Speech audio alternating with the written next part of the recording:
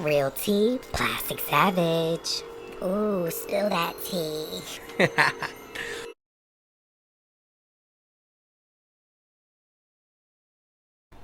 All right, everybody. So today I'm doing a little segment called Nicki Highlights Met Gala Edition. Going forward, I'm probably going to do, different ones on different categories. Maybe, Nicki highlights in music videos, and then Nicki highlights for live performances or whatever. But in honor of the Met Gala 2021 guest list being announced recently, and the theme being announced and everything like that, I just wanted to do a little look back over all the times that Nicki has attended, and also just kind of like look back over what the other themes were from the past 10 years. So let's get into that.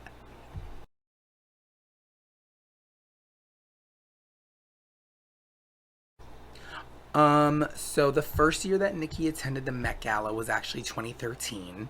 Um, and that year the theme was actually punk, chaos to couture.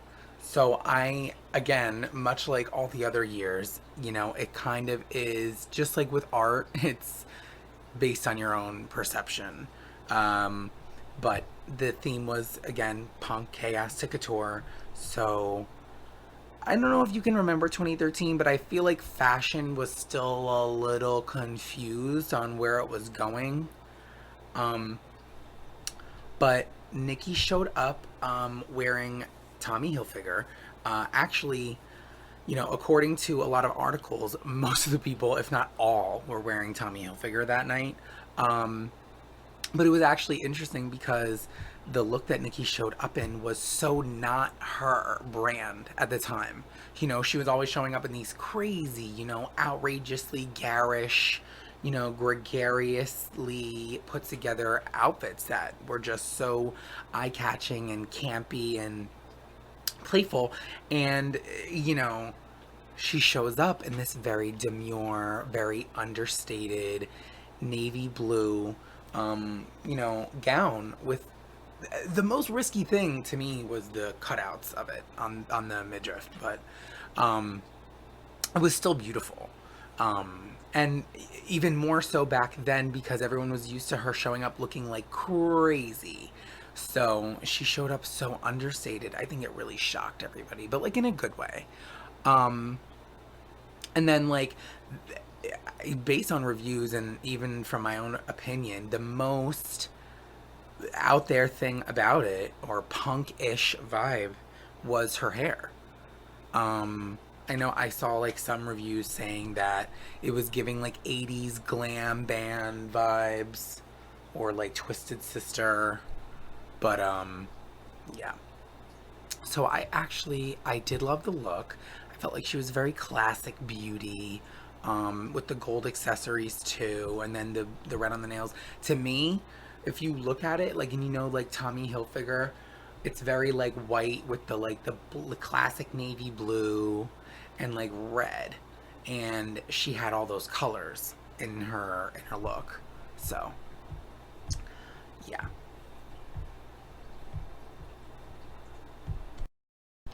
Also, back in 2013, I feel like the Met Gala wasn't as mainstream popular to talk about and pay attention to as it is now. Like it's always been a big deal, especially like if you're into fashion and high fashion and all that. But like regular people didn't just tune into it. You know what I'm saying? It wasn't just something that like the average Joe who didn't really care about high fashion would talk about, but nowadays it is. So there was definitely big names there then too. They always have big names and it's always, sponsored and put together by, some of the biggest most legendary iconic names in fashion. But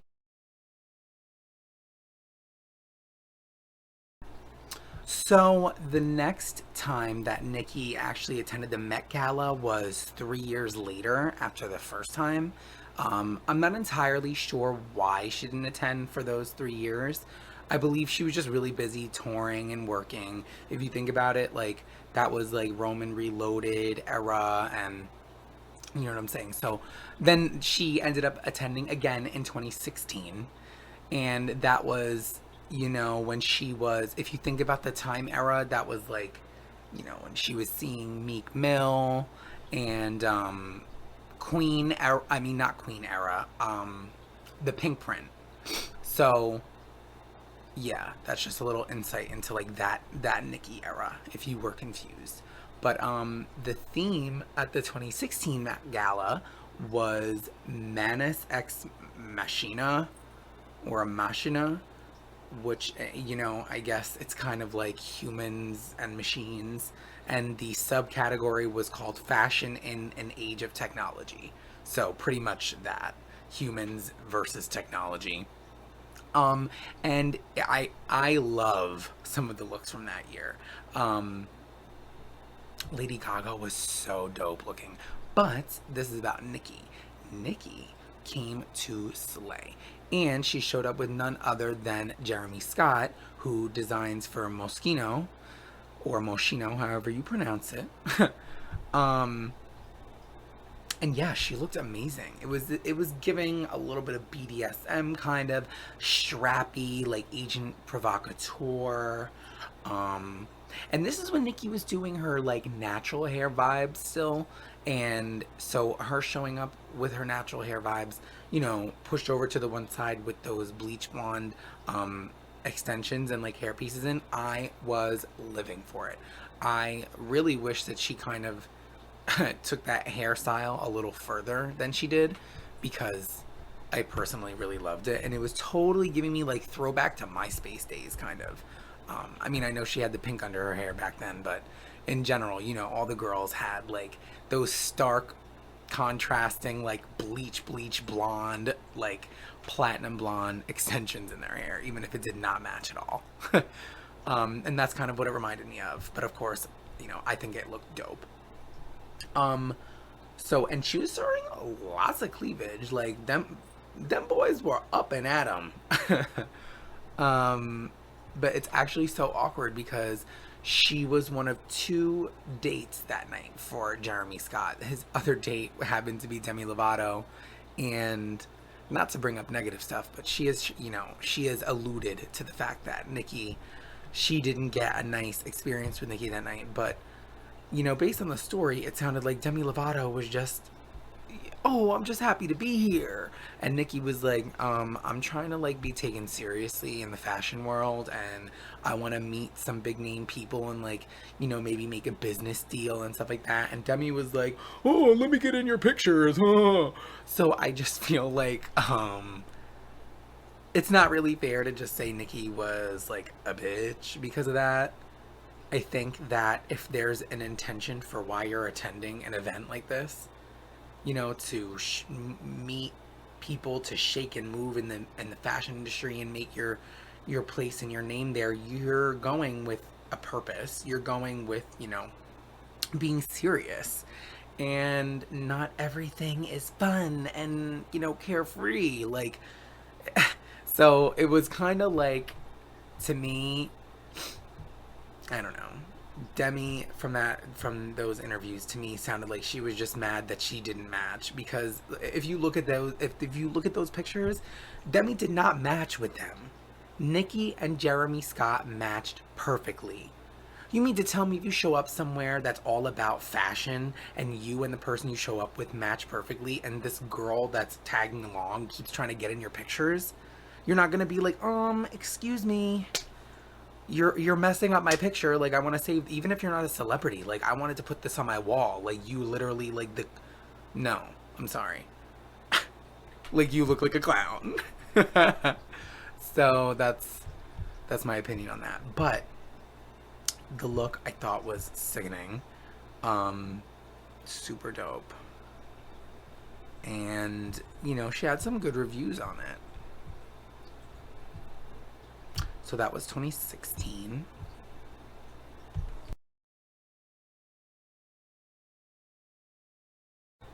Okay, so next we're moving on to the 2017 Met Gala, where the theme was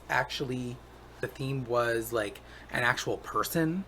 Um, So it was called, the theme was Art of the In Between, and then it was based on Ray Kawakobo, um, from Como des Garçons, and it was a whole collaborative kind of, because they're both very iconic in the fashion world and have made such an imprint, and so there was like a whole collaborative effort on the theme and the design and the whole aspect of it.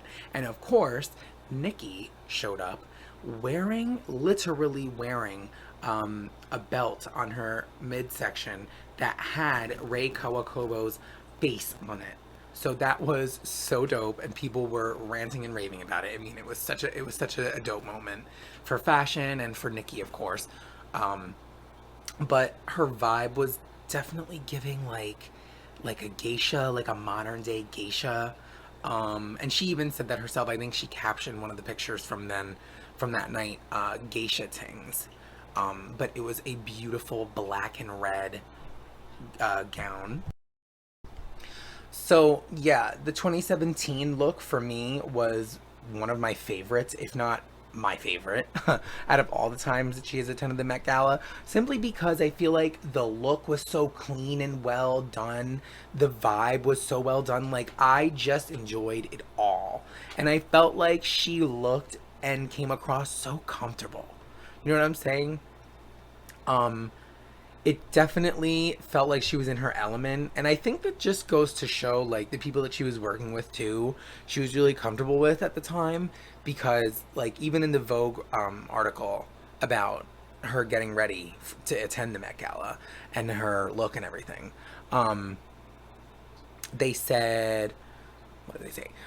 This year for Minaj and her stylist Meher Jaridi, um I'm sorry if I butchered that pronunciation. I always look at that name and think, what the heck is that name? I don't know how to say that. um, but her stylist at the time, custom was the only way to go, paying tribute to both Como des Garçons exhibition and Minaj's love of Japanese fashion. They teamed up with H&M to create a one-of-a-kind organza gown with black and red color scheme and vinyl rose dotted train. It was an arresting choice, exactly what Minaj was looking for. I found the design process so exciting, she said. I worked with the H&M team and Mahir to create a look that was both elegant, cutting edge, while making sure it was comfortable and confident at the same time. And there you go. I mean, just even reading that, like, it sounds like I could picture her saying it in her voice. Um, and she's that type of person, if she gets to be involved in the full creative process of something, she's gonna fall in love with it.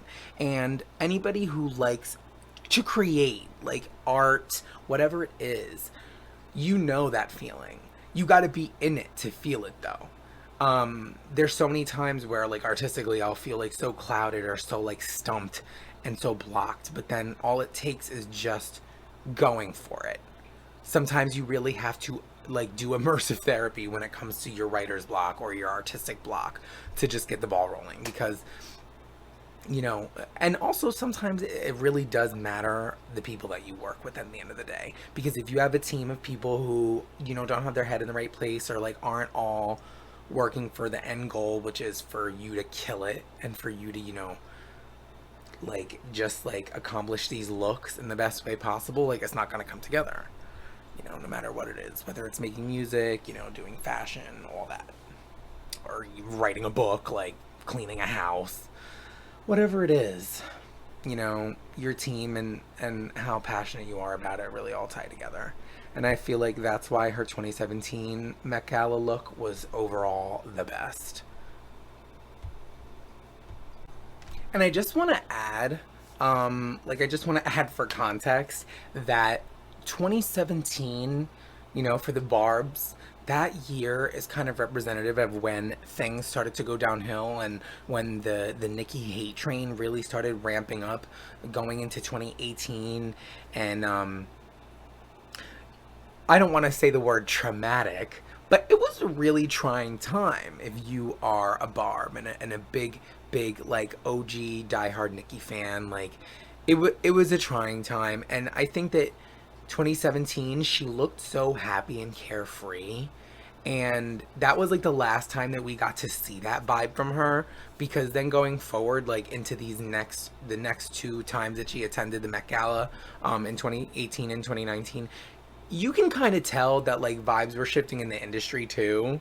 Um, but yeah, it just seemed like 2017 was kind of like the last time that things were all good and carefree. All right, now moving on to 2018. So in 2018, the theme for the Met Gala was Heavenly Bodies, Fashion, and the Catholic Imagination. And we definitely see Nicki keep the same color scheme as she had for 2017, with the, with the black and red vibes. And at this point, people were, at least I was like, okay, so like you were known for like the bright colors, the hot pinks and all that. Where are we going? Where is the direction of your image going with the black and red vibes? And then on top of that, by this time in 2018, there was the Nicki hate train was going on, and the beef with Remy Ma had happened. There was there the Nicki Minaj kingdom and the Barbs were very much under attack. And you know, it was things were a little spooky in the industry at the time. And so of course, it all just worked for Nicki to show up saying she's the bad guy. And that's how she showed up. She said, "Hi, I want to be. I'm gonna play on the sinful side of the theme. Since we're talking heavenly bodies, I'm gonna be the devil. I'll be Satan. I'll be Satan's wife." And Nicki is a God-loving, God-fearing woman, and she very much believes in God and goes to church. So, but of course, just like when she did, her performance at the 2012 Grammys with the exorcism and the whole like bringing the Pope lookalike on the red carpet with her, people obviously were offended, but people were also offended at the entire Met Gala theme that year because you know the Catholics and the overly religious people, they're going to be up in arms about whatever they could find. And of course, they're like, "Oh, it's a religion. It's not a fad. It's not a fashion statement." But that's neither here nor there, because religion will be used in art and visuals for as long as time continues. It will always happen. It will always have, its ties to the entertainment business. So, but that being said, I love this look. Um, they actually did like a little write up about this one on Oscar de la Renta's website. And so what they said was Nicki Minaj wore a custom Oscar de la Renta liquid degradé red sequin gown with a multi-layered hand-dipped dyed tulle coat to the 2018 Met Gala. Whew! That was a mouthful. Let me say that again. She wore a custom Oscar de la Renta liquid degradé red sequin gown with a multi-layered hand-dipped dyed tulle coat to the 2018 Met Gala. She sure did. She showed up as the bad guy. She was giving what needed to be given. um and they have a quote here. It says, "Nicki said she wanted to play up the sinful side of this year's Met Gala theme, so we were inspired to create a custom carmine ombre gown drenched in red sequins and a version of the tulle coat from our fall runway show with a dramatic long train." And that was from Laura Kim and Fernando Garcia. So, and that's right on Oscar de la Renta's website. But yeah, I love this look. It wasn't my favorite of all favorites. I personally, like I said, I love the 2017 look, I think, of all of the looks at the Met Gala, but this was definitely a serve for sure. And not to really take too much of the attention away from the queen and her look and all that, and the overall point of this, which is just discussing the fashion and how exciting the Met Gala is and seeing Nicki there. But I just want to touch on the fact that it was a big deal. I don't know if any of you remember how big of a deal it was when Nicki and Cardi actually like ran into each other at the Met Gala. Um, Oddly enough, Cardi was there as a guest with Jeremy Scott, who Nicki was there with, you know, a couple years before. Um, but now he's designing for Cardi, and so she showed up, and this is, this is in the midst of all the rumors swirling about there being a potential beef. This is right after Motorsport. This is, right after Chun Li. And so it was really interesting because people were like freaking out. I mean, like the picture hit the internet so fast. They were still in the damn room. People were panicking because they were like, are they gonna fight? Cardi was pregnant at the time. And they apparently had a nice interaction. And Nicki was woman enough to go up to her and say, hey, I heard that we have problems. I don't have a problem with you. I just want you to know. And so it's always been a mystery, you know, to be a fly on the wall in that room. Um, and to be one of those people who popped in to take a picture really quick. The only time that Nicki and Cardi are in the same room posing like that together. That's a picture that will go down in history. And so that was definitely like one of those pop culture moments that will definitely live on, unfortunately. But of course, the queen, Nicki Minaj, was the shining star of the evening, as per usual.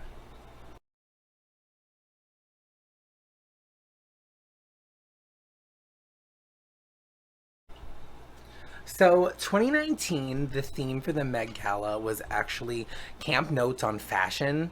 And, like, at first, for a split second, when, only the word camp was swirling around. So, of course, they say theme camp, and people are like, what camp? Like, camping? Like, in the woods? But if you are involved in, like, theater arts and, know anything about that at all, or whatever, you know that camp also means campy, like, over the top, cartoony, if you will. Very much exaggerated, not really based fully in, realism. So once that was figured out to be like the theme, everybody was thinking, oh, okay, the queen of camp, either Lady Gaga or Nicki Minaj, take your pick, from the early 2010s, was going to kill it. And then hearing that they were both going to be there, everybody's thinking, oh, wow, we are going to get a blast from the past. We're going to have Nicki showing up in crazy colors and hairdos. And I love the way Nicki looked for the 2019 Met Gala, but it was definitely a little underwhelming considering everyone was really preparing themselves to get like a taste of like that, Nicki from 2011. And she showed up in this. It was giving like a sexy new age Marie Antoinette, um, with the long train. And she was beautiful in this beautiful Barbie look. But it wasn't like, I don't know how to explain it because I don't want to put the look down. It wasn't camp in the way that we were expecting camp, but Nicki Minaj doesn't like to do what you were expecting her to do.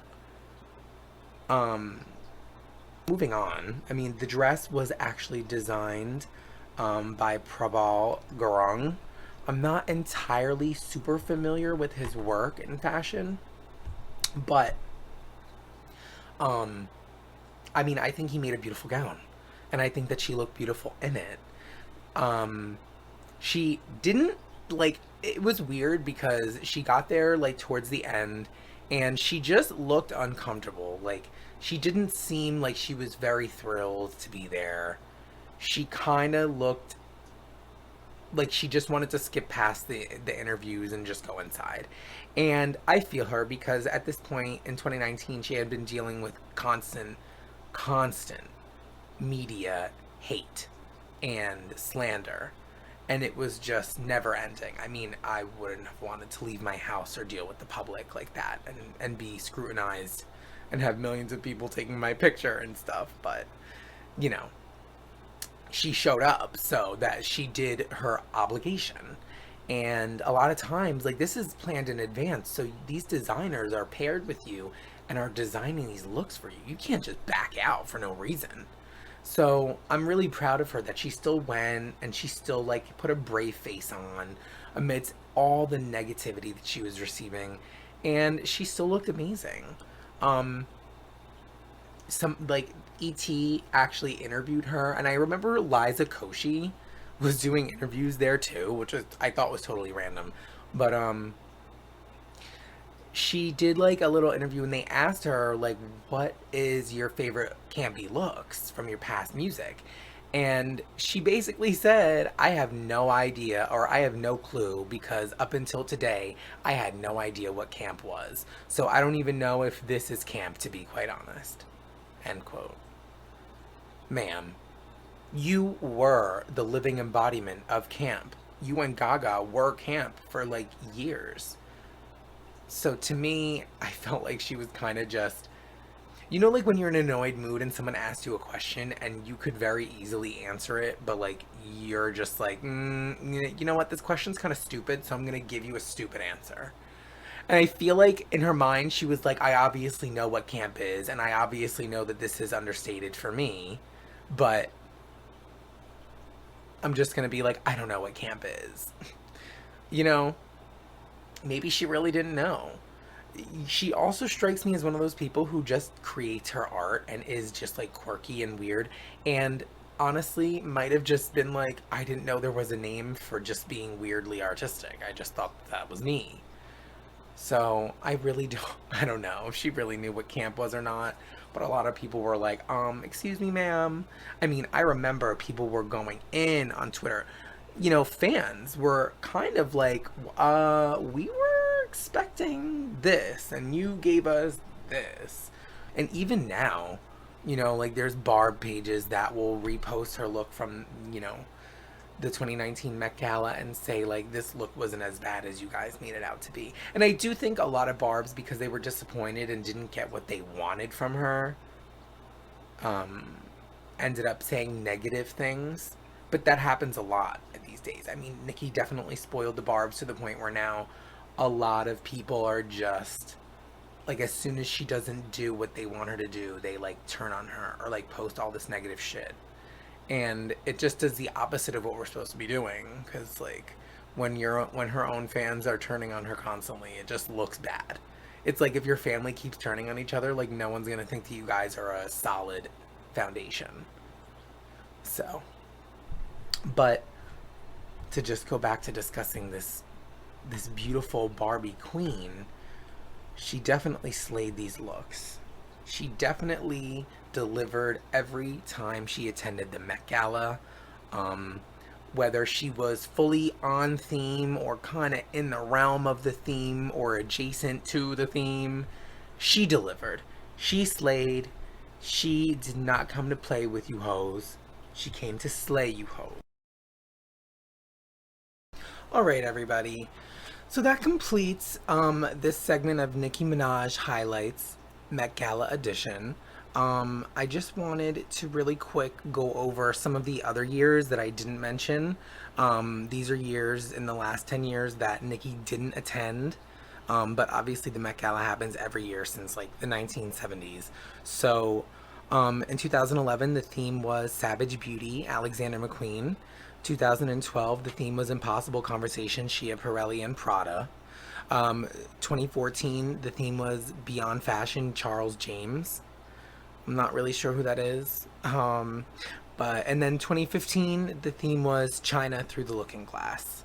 So, and I definitely remember some big, big, groundbreaking, like iconic, legendary looks from these. you know, obviously one of the biggest names that I can remember from all the years past is Rihanna, Beyonce, um, Ariana Grande. You know, the biggest names in Hollywood really come to give the fantasy and really deliver the look and the full fantasy and vibe that they're trying to give off, you know, for whatever the theme is. And I truly believe that it takes, not only does it take a village to put together these looks a lot of the times, but it takes truly artistic, passionate people to make it all come together. So, thank you so much for tuning in to this little segment. I plan on doing more of these highlights in the future about, you know, different events and stuff like that, and other celebrities as well as Nicki Minaj. Um, So let me know in the comments below. What was your favorite Nicki look? What was your favorite look of all the Met Galas, to be quite honest? And would you like to hear me do a review of Met Galas past, not just about Nicki? So yeah, let me know in the comments below. Like and subscribe to my channel and my videos. Thank you so much for tuning in. Mwah. Real tea, plastic savage. Ooh, spill that tea.